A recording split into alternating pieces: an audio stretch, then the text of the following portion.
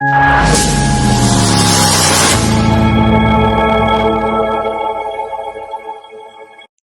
बच्चों, कैसे हो आप लोग। उम्मीद करता हूँ सब ठीक होगा। और जहाँ तक मैंने पढ़ाया था आपके सामने जो स्क्रीन पे दिख रहा है आपको बेटा, लास्ट क्लास में हमने ये डिस्कस किया था। सो चीज़ें ये है बेटा कि आपको पता होना चाहिए कि मैं क्या पढ़ा रहा हूँ और आपको समझ में आना चाहिए बच्चों, है ना। तो अगर आपको ये समझ में आ रहा है कि मैंने क्या पढ़ाया है ना। तो ये क्या है, बेसिकली मैंने आपको इलेक्ट्रिक फील्ड निकालना सिखाया है ना बच्चों, लाइन चार्ज के लिए, है ना। गॉस थ्योरम का यूज़ करके आपने निकाला है electric field due to a line charge by using Gauss theorem. अच्छा बच्चों, इसमें ग्राफ जो है वो मैंने बताया होगा, नहीं बताया तो बेटा प्लीज़ आप ग्राफ नोट कर लेना। ये इलेक्ट्रिक फील्ड और ये रेडियस है, तो आपको पता है ग्राफ इस तरह से बनेगा, इन्वर्सली रिलेशन ना बच्चों। तो इन्वर्सली रिलेशन में ग्राफ ऐसा ही बनता है, ठीक है। तो ये 1 मार्क्स में याद रखना, 1 मार्क्स में कभी भी पूछ लेते हैं ना। और एनसीईआरटी में सेकंड लास्ट क्वेश्चन जो होगा वो डायरेक्ट इस पे सवाल होगा, डायरेक्ट इस पे सवाल होगा एनसीईआरटी में, है ना। तो ये तो मैं न्यूमेरिकल्स कराऊंगा बच्चों, बस आज ये लेक्चर खत्म कर दें पूरा, फिर बेटा पूरा एनसीईआरटी, है ना। मैं आपको बताऊं, देखो एग्जाम्पल गॉस थ्योरम के according example 1.11 and 1.12 is very important, is very very important related to exams, example में। एंड एक्सरसाइज की बात करें बच्चा तो 1.115 15 से लेके 1.23 या 24 जो भी होगा आपका, वो बहुत इंपॉर्टेंट है, इसमें से कोई भी आ जाता है। और सेकेंड लास्ट क्वेश्चन जो इस फॉर्मूले पे बेस्ड है, जो इस फॉर्मूले पे बेस्ड है ना बेटा, वो आपको इस पे वो क्या कहता है कि आपसे वो इलेक्ट्रिक फील्ड दे दिया रहेगा, इलेक्ट्रिक फील्ड की वैल्यू दिया रहता है, और आपसे लेमडा की वैल्यू निकलवा लेता है बच्चों। तो इस पे एक ट्रिक भी बता दूं, उस न्यूमेरिकल्स के लिए ट्रिक बता दूं कि क्या करेगा आपके साथ। देखो बच्चों, रेडियस पूछ लेगा और क्या कहेगा, इलेक्ट्रिक फील्ड आपको दिया रहेगा। देखो बेटा, इलेक्ट्रिक फील्ड गिवन है, और जो है बच्चा वो क्या कहेगा आपको, आर भी गिवन है, और बेटा टू कांस्टेंट, ये पूरा जो है फंक्शन पूरा कांस्टेंट होगा, टू बी पाई बी और एप्सिलॉन बी। और बेटा आपको लेमडा जो है वो आपसे पूछ लेगा। जो सेकंड लास्ट क्वेश्चन एनसीईआरटी कहता है वो उसमें ये है, वो आप यहाँ से भी समझ सकते हो बच्चों। तो क्या करोगे आप, अगर आपको E equals to lambda by 2 pi epsilon R है, मैं कई बच्चों को ट्रिक बताता हूँ, मैं आपको भी वही ट्रिक बताऊंगा। क्या करना, आप ऊपर 2 से मल्टीप्लाई कर लेना, नीचे 2 से मल्टीप्लाई कर लेना। तो एक्चुअली में ये कट के तो 1 ही हो जाता है, और 1 से किसी को मल्टीप्लाई करने पे कोई दोष नहीं लगता, कोई पाप नहीं लगता। आपको महाकुंभ में नहाने की आवश्यकता नहीं पड़ेगी बच्चों, अगर आप 2 से मल्टीप्लाई और 2 से डिवाइड कर लेते हो, ये पाप का कार्य कतई नहीं, ठीक है। अब ये कर क्यों रहे हैं, अगर हम नहीं करेंगे तो क्या सवाल नहीं बनेगा, सवाल बनेगा, लेकिन क्या होगा, वो हमारा टाइम ज्यादा लेगा। और आपको पता है कि टाइम ही तो नहीं है अपने पास, अपने पास सब कुछ है, क्या नहीं है, टाइम नहीं है दोस्तों, टाइम नहीं है। तो आप जब इसको 2 से मल्टीप्लाई करोगे तो ऊपर आ जाएगा 2 lambda upon 2 into 2, 4 pi epsilon R. अब जो मेरे होशियार बच्चे हैं उन्हें समझ में आ गया होगा कि अरे यार ये तो 1/4 पाई एप्सिलॉन हो गया, इसी के लिए तो मल्टीप्लाई किया था मैंने। तो अगर 2 से नीचे मल्टीप्लाई करेंगे तो ऊपर मल्टीप्लाई करेंगे, तो ऊपर आ जाएगा 2 लेमडा अपॉन ये 1/4 पाई एप्सिलॉन के हो जाएगा, के 2 लेमडा अपॉन आर। तो अगर आपको इलेक्ट्रिक फील्ड दिया हुआ है बच्चों, देखो क्या दिया हुआ है, 2 के लेमडा बाई आर। और बच्चों अगर आपसे उसने लेमडा पूछ लिया, ये लेमडा पूछ लिया है, तो लेमडा हो जाएगा E/R का 2 के। बेटा के की वैल्यू 9 × 10⁻⁹ दिया है, 2 आपका कांस्टेंट ही है बच्चों। आर मेरे हिसाब से उस क्वेश्चन में 2 सेंटीमीटर दिया होगा, और इलेक्ट्रिक फील्ड 9 इंटू कुछ करके होगा। तो जब आप, मुझे एग्जैक्टली याद नहीं रहता, आप इसे सॉल्व करोगे तो लेमडा यहाँ से आ जाएगा, और ये क्वेश्चन बेटा आपसे 3 मार्क्स में पूछ लेता है। गॉस थ्योरम हालांकि 5 मार्क्स में आएगा, 2-3 नंबर में डेरिवेशन आ जाएगा, 2 नंबर में न्यूमेरिकल आ जाएगा। तो हो सकता है कि अगर ये पूछे, अगर ये पूछ ले बच्चों, तो न्यूमेरिकल भी इसी की वजह से पूछेगा, है ना।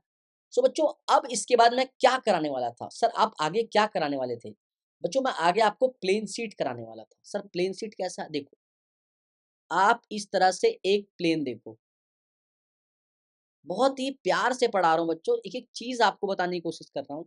मान लो कि हमारा प्लेन शीट है और इसमें चार्ज है, plus, plus, plus, plus, plus, plus. अब आपको अगर फिज़िकली दिखाऊँ मैं बेटा, बहुत ही अगर फिजिकल दिखाओ बेटो, तो आपको ये दिखाने में मुझे कोई दिक्कत नहीं है। एक पेज आप ले सकते हो, वो इस तरह का प्लेन शीट है। देखो ना बच्चा, इसमें ये वाला आपका एक्स एक्सिस, देखो ना बच्चों, ये वाला आपका एक्स एक्सिस है और ये वाला आपका वाई एक्सिस है। मतलब मैं ग्रीन पेन से ना, हम देखो, ये वाला एक्स और ये वाला वाई है। ये थोड़ा सा इंक्लाइन है। अगर मैं इसी को इस तरह से बना दूं तो आपको पेज दिखेगा, देखो। पर मैंने ऐसे क्यों बनाया है, ताकि पेज आपको दिखे आगे से भी, फ्रंट से भी और इसके बैक से भी दिखे। देखो बेटा, सिमिलरली ऐसा पेज है वो, लेकिन उसको इस तरह से मैंने बनाया है ताकि आपको ये समझ में आ जाए कि इलेक्ट्रिक फ्लक्स कैसे निकालना है और इसमें इलेक्ट्रिक फील्ड कैसे कैलकुलेट करेंगे। देखो बच्चों, इस पॉइंट से आर रेडियस पे, आर पॉइंट पे, आर रेडियस तक ये कोई पॉइंट पी है, यहाँ पे उसने आपसे इलेक्ट्रिक फील्ड पूछा। ये प्लेन सीट है, क्या है बच्चों, ये प्लेन सीट है ना। आप किसी कागज को लो और उसे दो भागों में इस तरह से कर दो, तो वो पूरा जो प्लेन है ना, पेपर, एक कोई भी कागज, प्लेन कागज, वो हो जाएगा बेटा आपके लिए, वो प्लेन सीट की तरह काम करेगा। मेरे पास बेटा आई थिंक अभी कोई रजिस्टर है नहीं, तो मैं आपको ऐसे दिखा नहीं सकता, बट हाँ, कोशिश ये करो, मैंने समझाया है, ठीक है। सो इससे देखो, मैंने पेज लिया ही इसलिए, अगर आप इसमें लोगे तो आप बैक में नहीं दिखा पाओगे, इसके पीछे नहीं दिखा पाओगे, तो दिखा पाओगे तो आपको समझ में नहीं आएगा। बट आप सोचो कि किसी ने आगे की जगह पीछे भी पूछ लिया बच्चों, आपने पूछ लिया कि भैया अगर मान लो कि यहाँ से ना, ये एग्जैक्टली यहाँ नहीं, ये यहाँ यहाँ, है ना, ये थोड़ा-सा ऊपर-नीचे हो रहा है बच्चों, तो यहाँ पे अगर पूछ ले पीछे भी, तो यहाँ भी P पूछ सकता है, P पे इलेक्ट्रिक फील्ड पूछ सकता है। क्योंकि electric field lines positive charge है, तो देखो इधर भी जाएगा और इधर भी जाएगा। बिकॉज़ बाहर का मतलब तो बाहर ही होता है ना बच्चों, तो इस तरह से इलेक्ट्रिक फील्ड बाहर जाएगा। ठीक है बच्चों? तो इसे बोलते हैं प्लेन सीट। मैं इसमें कुछ बातें बताऊँगा जो आपको बिल्कुल ध्यान में रखना है। ठीक है बच्चों? सो अब क्या करना है कि जिस पॉइंट पे मैंने बोला लेना है आपको, जिस पॉइंट पर आपको निकालना है, उस पॉइंट पे बच्चा आप क्या कर सकते हैं, मैं क्या कर सकता हूँ या आप क्या कर सकते हो। तो मैं इसको थोड़ा वापस फ्रेश बना लेता हूँ बच्चों, ताकि आपको समझ में आ जाए। अगर फ्रेश हो जाए तो बहुत बढ़िया है, गुड। तो थोड़ा-सा अ,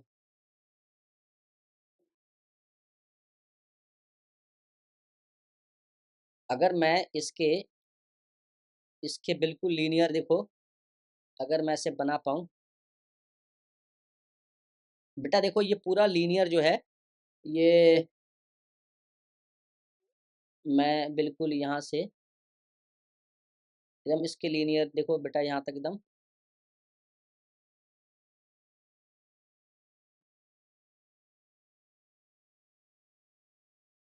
देखो बेटा ये पूरा लीनियर जो है मैंने इस हिसाब से आपको बेटा बोल दिया है। और यहाँ पे भी पॉइंट P है और यहाँ पे भी ये पॉइंट P है। तो बोला है कि या तो इधर इलेक्ट्रिक फील्ड निकालने को पूछ ले या इधर पूछ ले बच्चों। ये कहाँ काम आएगा, ये प्लेन शीट क्यों पढ़ा रहे हो, कहाँ काम आएगा। बेटे आपको जब कहेगा कि दो पैरेलल प्लेन शीट है इस तरह से, देखो, दो पैरेलल प्लेन शीट है इस तरह से, देखो बच्चों, एक पे वो कह देगा आपको कि पॉजिटिव पॉजिटिव चार्ज है और दूसरे पे कह देगा आपको नेगेटिव नेगेटिव चार्ज है। एक पे कहेगा सिग्मा प्लस, एक पे कहेगा सिग्मा माइनस। बेटा सिग्मा आपको पता है ना क्या होता है, surface charge density Q upon A, sigma अगर आपको याद हो बच्चों। तो अगर सिग्मा यहाँ भी है, सिग्मा यहाँ भी है, इसका मतलब कि एरिया दोनों का सेम है और चार्ज दोनों का सेम है। तो बेटा इसमें पूछ लेगा कि बताओ इस दोनों के मिड मिड, ये दोनों के बीच में ये कोई पॉइंट ए है, यहाँ पे कितना इलेक्ट्रिक फील्ड होगा। फिर आपसे पूछ सकता है बताओ इसके पीछे यहाँ कितना इलेक्ट्रिक फील्ड होगा। फिर वो पूछ सकता है बताओ इसके यहाँ कितना इलेक्ट्रिक फील्ड होगा। तो जब ये प्लेन सीट को आप डिराइव करोगे बच्चों, तभी आप ये क्वेश्चन कर सकते हो। और ऐसा नहीं कि क्वेश्चन सिर्फ सीबीएसई में पूछा जाता है, आपको अच्छे से बता दूं बेटा, ये नीट में भी पूछा जाता है, मैं आपको क्लियर बताऊं। तो थोड़ा समझना है। अब क्या करना है कि इस पॉइंट पर निकालना है और इस पॉइंट पर निकालना है, और ये प्लेन सीट है बेटा, ये प्लेन सीट है ना, तो कुछ नहीं करना, वापिस आपने वही करना है। आपने क्या करना है बच्चों, एक इसके पैरेलल, मैं थोड़ा इसको कोशिश करूंगा कि बड़ा बनाने को, बट फिर भी अगर आप देखो तो मैं आपको एक चीज दिखाता हूँ। डॉटेड लाइन में आपको बिल्कुल क्लियर कोशिश करूंगा कि कलरफुल आपका कलर, ये मैंने ये कर दिया है, और यहाँ से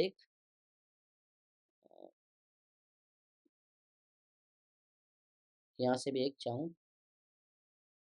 तो एक मिनट बच्चों, तो आप यहाँ से भी देखो तो बिल्कुल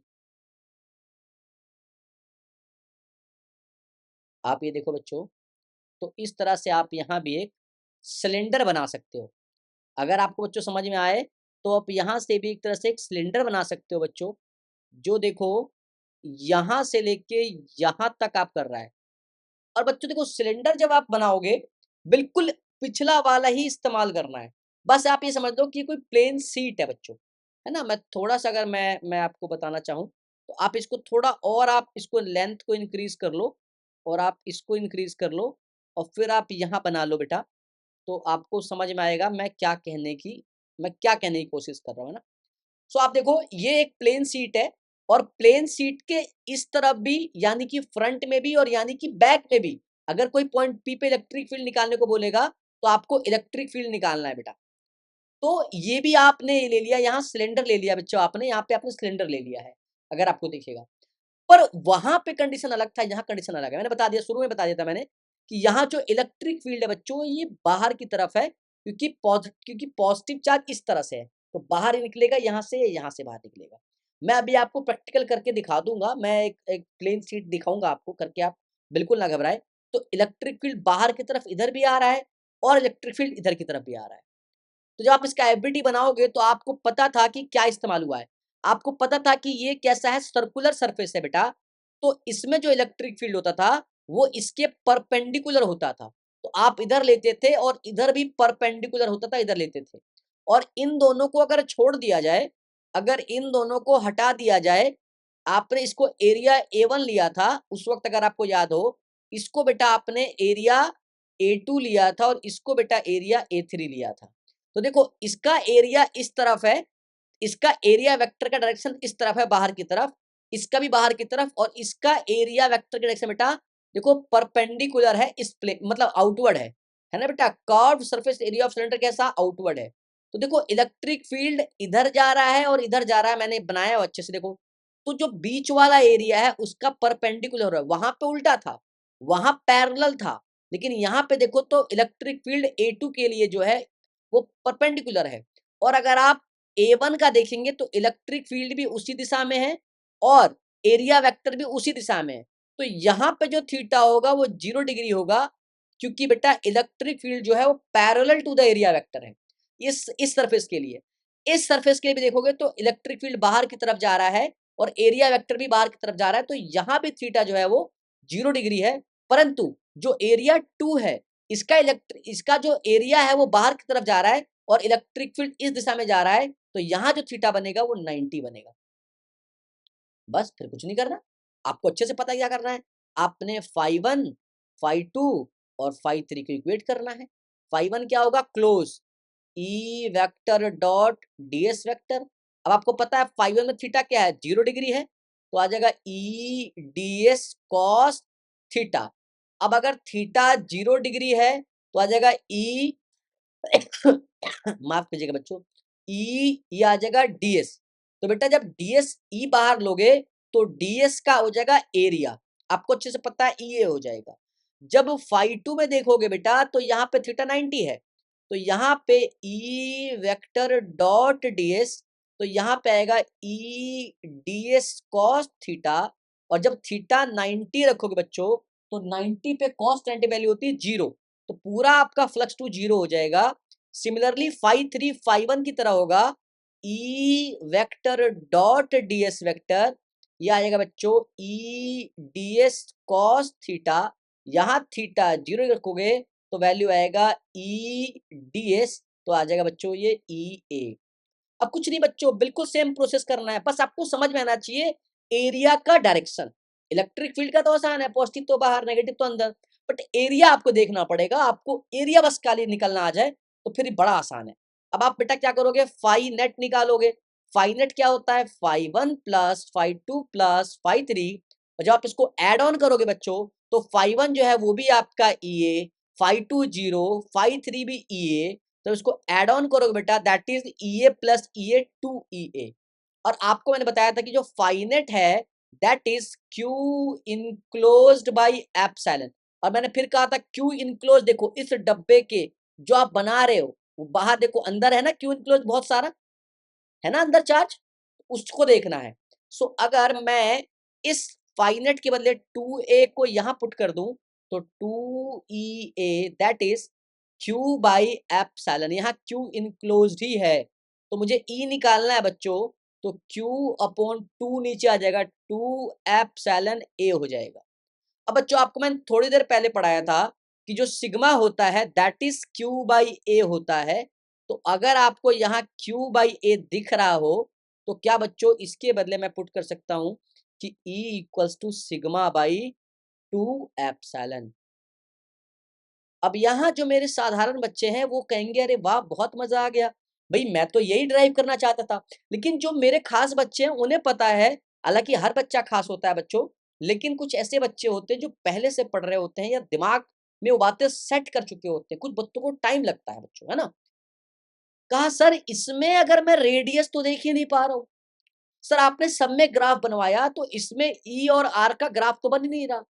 हाँ बेटा, प्लेन सीट में इलेक्ट्रिक फील्ड आर पे डिपेंड नहीं करता, आर को घटाओ आर को बढ़ाओ, electric field does not depend, electric field does not depend on radius और आर। ये बात आपको समझ में आ जानी चाहिए प्लेन सीट में। बेटा ये तो डेरिवेशन है, इसकी कुछ दिक्कत नहीं है ना, ये तो कोई दिक्कत नहीं, सिग्मा बाई 2 एप्सिलॉन। याद रखिएगा जब भी किसी प्लेन सीट से, जब भी किसी प्लेन सीट से आपको या तो इतनी दूर बोले या इतनी दूर बोले, अगर ए पे बोले, ये बी पे बोले या सी पे बोले, तो बेटा प्लेन सीट में इलेक्ट्रिक फील्ड ए पे ज्यादा होगा, बी पे कम होगा, सी पे कम होगा, ऐसा नहीं है, क्योंकि ये दूरी पे डिपेंड करता ही नहीं है। मेरी बात ध्यान से समझ लेना मेरे बच्चों, यही मैं सिखा रहा हूं कि ये A B C नहीं, मतलब मैटर नहीं करता भैया, मतलब दूरी मैटर करता ही नहीं है। प्लेन सीट में electric field does not depend on R. Sir इसका क्या अर्थ है, इसका अर्थ है बच्चों कि जब आप प्लेन सीट में इलेक्ट्रिक फील्ड निकालोगे तो आप रेडियस को कंसिडर नहीं करोगे। आपको फॉर्मूला समझ में आ गया होगा, सिग्मा बाई 2 एप्सिलॉन। अच्छा जी, हाँ बच्चों हाँ। अब मैंने आपसे कहा था ये वाला सवाल, आइए देखिए, अब ये सिग्मा प्लस है, अब पॉजिटिव चार्ज इलेक्ट्रिक फील्ड इस तरफ देगा बाहर की तरफ, और नेगेटिव चार्ज में इलेक्ट्रिक फील्ड इनसाइड इस तरफ आएगा। तो आप इस रीजन में देखो, इस रीजन में कि ये पॉजिटिव वाला इलेक्ट्रिक फील्ड दे रहा है E equals to sigma by 2 epsilon यहाँ पे, और जब आप यहाँ पे देखोगे तो ये इधर जा रहा है E equals to sigma by 2 epsilon बाहर की तरफ। तो आप इस पॉइंट से देखो तो एक इलेक्ट्रिक फील्ड इधर जा रहा है और एक इधर। एक बच्चा कहेगा सर इसकी दूरी कुछ और है और इससे इसकी दूरी कुछ और है, तो सर इससे यहाँ पे जो इलेक्ट्रिक फील्ड होगा वो अलग होगा और इसका यहाँ इलेक्ट्रिक फील्ड नहीं। बच्चों नहीं, अभी बताया था कि रेडियस का मैटर करता ही नहीं है, रेडियस रेडियस मैटर ही नहीं करता। Electric field that is sigma by 2 epsilon, और दोनों का सिग्मा देखो ना बच्चों, दोनों का सिग्मा सेम है और एप्सिलॉन तो सेम है। तो इस पॉइंट पे एक पॉजिटिव के द्वारा इलेक्ट्रिक फील्ड इधर लगेगा और एक नेगेटिव के द्वारा इलेक्ट्रिक फील्ड इधर लगेगा, लेकिन दोनों इलेक्ट्रिक फील्ड क्योंकि सेम है इसीलिए बेटा दे कैंसल ईच अदर, और इस तरफ इलेक्ट्रिक फील्ड 0 हो जाएगा, इस तरफ इलेक्ट्रिक फील्ड 0 हो जाएगा। सिमिलरली यहां पे देखो, पॉजिटिव के लिए बाहर की तरफ और नेगेटिव के लिए इनसाइड, तो जितना बाहर लगा रहा है सिग्मा बाई 2 एप्सिलॉन, इधर भी सिग्मा बाई 2 एप्सिलॉन, क्योंकि यहां भी रेडियस मैटर नहीं कर रहा है, यहां से आ रहे हैं, यहां से ज्यादा दूरी हो सकता है, ज्यादा दूरी हो, परंतु क्या है यहां भी कैंसिल इच अदर, तो यहां भी इलेक्ट्रिक फील्ड जीरो हो जाएगा। बस जो इलेक्ट्रिक फील्ड होगा बच्चों वो बीच में होगा, इस जगह पे होगा। अब बीच में क्यों होगा मैं बता देता हूं, मैं यहाँ पे उसको अच्छे से ड्रॉ कर देता हूँ। देखो बच्चों ये एक प्लेन शीट है जो पॉजिटिव पॉजिटिव पॉजिटिव पॉजिटिव, और बच्चों ये एक नेगेटिव है, नेगेटिव नेगेटिव नेगेटिव, तो ये तो सिग्मा प्लस है, ये सिग्मा माइनस है, तो इस प्लस के द्वारा इलेक्ट्रिक फील्ड इधर ई बन जाएगा। और नेगेटिव में डायरेक्शन सेम होता है, ये तो पढ़ा था, मैंने बहुत पहले पढ़ाया है, सेकंड लेक्चर में ये सब है कि जब सेम डायरेक्शन में है तो ई नेट क्या होगा, इन दोनों के बीच में क्या होगा, ई नेट ऐड हो जाएगा, E1 प्लस E2, तो E1 is sigma by 2 epsilon plus sigma by 2 epsilon. अब ये एड ऑन होके सिग्मा बाई एप्सिलॉन आ जाएगा और ये हो जाएगा ई नेट इन दोनों के बीच में। तो देखो इस साइड भी जीरो और इस साइड भी जीरो, बीच में सिर्फ रहेगा क्या, आपका electric field, that is sigma by epsilon. Sir से कैलकुलेट कैसे करेंगे, भाई सिग्मा की कोई वैल्यू दे देगा आपको कि इतना इतना इतना इनटू इतना, एप्सिलॉन आपको पता है तो इनर्टी आप यहाँ निकाल लोगे, यहाँ जीरो यहाँ जीरो। लास्ट वाला सवाल जो है सबसे लास्ट क्वेश्चन एनसीईआरटी में उसी के ऊपर है, आप कर सकते हो इससे, है तो बिल्कुल आसान है ना। प्लेन सीट हो गया बच्चों आपका।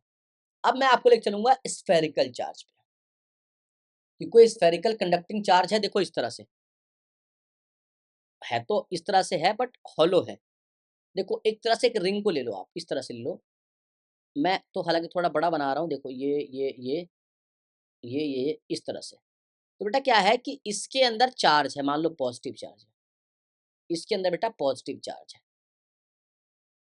अच्छा इसके ग्राफ पे बेटा ध्यान, बेटा ग्राफ को अच्छे से करना, क्योंकि 1 मार्क्स में ग्राफ छूट जाएगा तो फिर बेटा पढ़ने का। ये पॉजिटिव चार्ज है, दुनिया को पता है कि ये बाहर की तरफ जाएगा, इलेक्ट्रिक फील्ड बाहर की तरफ जाएगा, दुनिया को पता है। और मैंने कहा कि इसका जो रेडियस एक्चुअली यहां तक, that is R nought, that is R nought, ये जो है इसका आर नॉट है।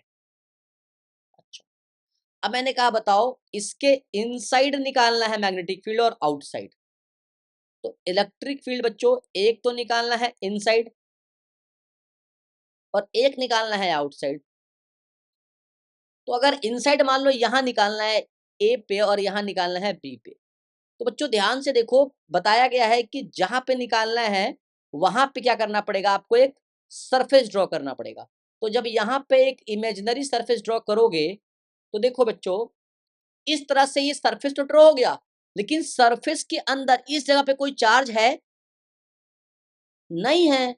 तो जब कोई चार्ज है ही नहीं तो Q इनक्लोज्ड बाई एप्सिलॉन, जब Q इनक्लोज्ड ही जीरो है तो भैया इलेक्ट्रिक फील्ड इनसाइड भी जीरो हो जाएगा। इसमें तो कोई दो राय होनी नहीं चाहिए बच्चों, ये तो मैं शुरू से पढ़ा रहा हूं, इलेक्ट्रिक फील्ड इनसाइड जीरो हो जाएगा क्योंकि चार्ज इनक्लोज्ड यहाँ है ही नहीं। अभी समझ में आ गया होगा। अब यहां पे निकालना है बी पे, तो यहां से ये आर नॉट है, तो यहां से इसकी दूरी मान लो मैंने ले लिया कैपिटल आर। तो अगर इस पॉइंट पर निकालना है तो जब यहां पे आप एक इमेजिनरी आप आप सरफेस एरिया ड्रॉ करोगे तो वो भी स्फीयर बनेगा। तो पॉजिटिव चार्ज का इलेक्ट्रिक फील्ड बाहर की तरफ और इसका एरिया भी बाहर की तरफ, तो देखोगे थीटा जो है वो 0 डिग्री बन जाएगा इस पॉइंट पर। तो जब यहां निकालोगे तो आएगा flux E vector dot DS, that is Q enclosed by epsilon. अच्छा देखो इस वाले गोले के अंदर ये चार्ज है ना, देखो ये चार्ज है तो इनक्लोज तो है। अच्छा अब यहां लगा दोगे E D S cos theta. अब आपको पता है बच्चों की कॉस थीटा यहाँ 0 डिग्री है, अभी अभी आपको बताया बताया ना आपको, क्योंकि इलेक्ट्रिक फील्ड भी बाहर ही है और एरिया वेक्टर भी बाहर ही।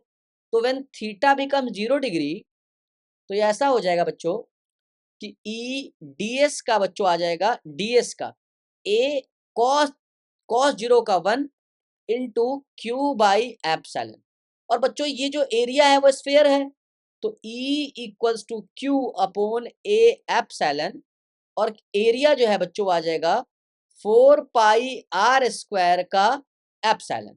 अब आप इसे जब कंपेयर करोगे तो आ जाएगा Q का 4 पाई एप्सिलॉन R का स्क्वायर। तो ध्यान से देखोगे तो आ जाएगा 1/4 पाई एप्सिलॉन। तो ये तो साला वही बन गया ना जहां से शुरू करा था, KQ/R²। तो पॉइंट चार्ज का भी यही था, जब कूलम्स का यूज किया था तो भी यही आया, और अभी भी यही आया उससे। तो आउटसाइड द सरफेस यही आएगा, बस इसका ग्राफ इंपॉर्टेंट है। तो ग्राफ थोड़ा समझ लें, थोड़ा सा ग्राफ को आप थोड़ा बेटा वैल्यू देना प्लीज। मैं एक ही चीज कहूंगा, लाइफ में आप कुछ भी बनाओ, ऑलवेज ड्रॉ ग्राफ। ये ई है और ये आर है भैया। आर नॉट तक तो यहां से यहां तक तो इलेक्ट्रिक फील्ड जीरो है, तो जीरो रखो। और उसके बाद कैसा है, तो इनवर्सली रिलेशन है। उसके बाद कैसा है, तो ई आउटसाइड जो है इनवर्सली टू R² है। तो फिर ग्राफ नॉर्मल ऐसा बना दो। अब ये ग्राफ आए तो 1 मार्क्स में बना देना। भाई इनसाइड तो जीरो ही था इलेक्ट्रिक फील्ड, R0 तक तो इलेक्ट्रिक फील्ड जीरो है, कोई वैल्यू नहीं। उसके बाद फिर बेटा ये वाला आ जाएगा। सो देखा जाए तो थ्योरेटिकली या डेरिवेशन के हिसाब से आपका पूरा ये एक चैप्टर कंप्लीट होता है बच्चों, पूरा चैप्टर कंप्लीट होता है। हाँ, अब कुछ इंपॉर्टेंट न्यूमेरिकल्स रह रहे हैं, जैसे मैंने बताया आपको कि एग्जाम्पल रह रहा है और कुछ एक्सरसाइज के क्वेश्चंस रह रहे हैं, न्यूमेरिकल्स रह रहा है। सो बच्चों ये आपको मैं अपलोड कर दूंगा नेक्स्ट क्लास में, और बेटा ये चैप्टर कंप्लीट हो जाएगा। मैंने बताया था ऑनवर्ड्स मंडे से बेटा मैं इलेक्ट्रिक पोटेंशियल एंड कैपेसिटेंस को स्टार्ट कर दूंगा। बच्चों ये चैप्टर कितने अच्छे से समझ में आया, क्या क्या समझ में आया, कौन कौन से एग्जाम्पल इंपॉर्टेंट था, कैसे कैसे चीजें आपने की, मैं सब डिस्कस कर दूंगा बच्चों, है ना। अगर आपको समझ में आ रहा हो तो आप अच्छे अच्छा कमेंट करें, आप मुझे मोटिवेट करें कि सर अच्छा पढ़ा रहे हैं या बुरा पढ़ा रहे हैं। बाकी आप और स्टूडेंट्स को भेजें बच्चों, है ना। आप अगर आप लेट हो जा रहे हैं, अगर आपको पता नहीं चल रहा कि सर लेक्चर कब आया, तो उसके लिए आप सब्सक्राइब कर लो, है ना। वो पता नहीं कुछ होता है बेल आइकन, वो उसको प्रेस कर लो, है ना। अगर समझ में आ रहा है तो, अगर आपको देखना है तो आप कर लो, नहीं देखना है तो कोई इशू नहीं है, आपको जैसे मिल रहा है आप वैसे देख लो, है ना। सो बच्चा आज के लिए इतना ही बच्चों, आप इसको आराम से देखें, और फिर बेटा मैं इस पे कराऊंगा न्यूमेरिकल्स, तो वो न्यूमेरिकल्स बेटा ऐड ऑन करेंगे इसमें, ठीक है। वो बेटा मैं एनसीईआरटी सामने आप पीडीएफ खोल लूंगा और एनसीईआरटी के सारे क्वेश्चन आपको करा दूंगा। बट इस चैप्टर में मैं पूरा कंप्लीट चल रहा हूँ, लेकिन इलेक्ट्रिक पोटेंशियल कैपेसिटेंस बेटा मैं थोड़ा सा इंपॉर्टेंट बन चलूँ, ठीक है। तो यहाँ तक करें, हालांकि मैंने 2 क्वेश्चन करा दिए आपको यहाँ भी।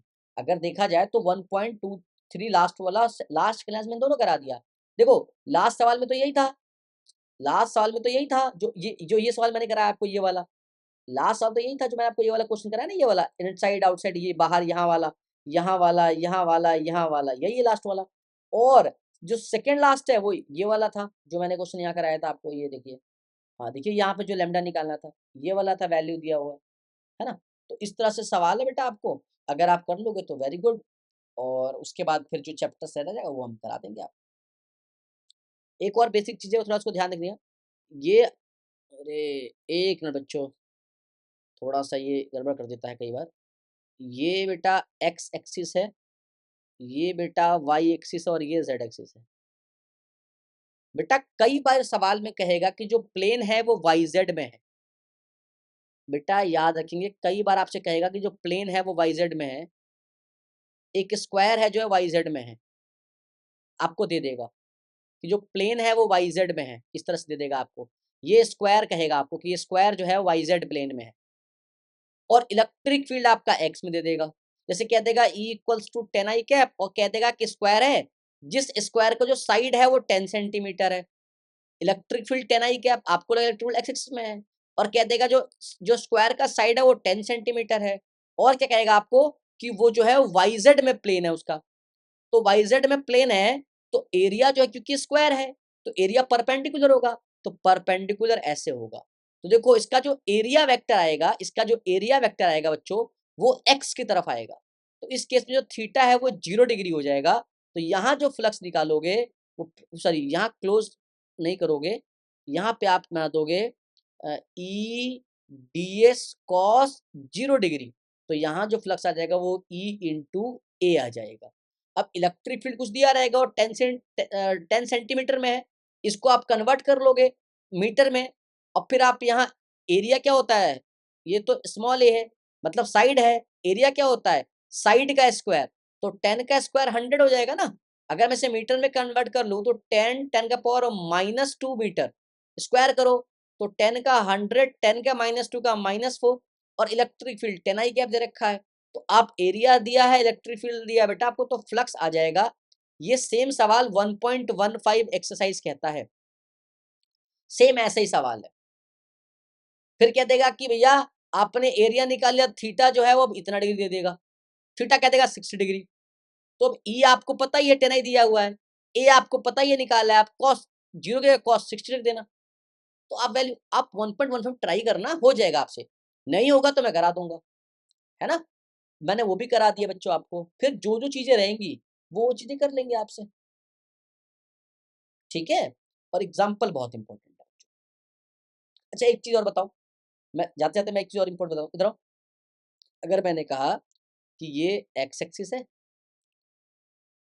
ये वाई एक्सिस है, और ये जेड एक्सिस है, और मैंने कहा कि इस ओरिजिन से ए दूरी पर एक यहाँ पे क्यूब है, ठीक है बेटा बच्चों, मैंने यहाँ क्यूब बना दिया, एक क्यूब है।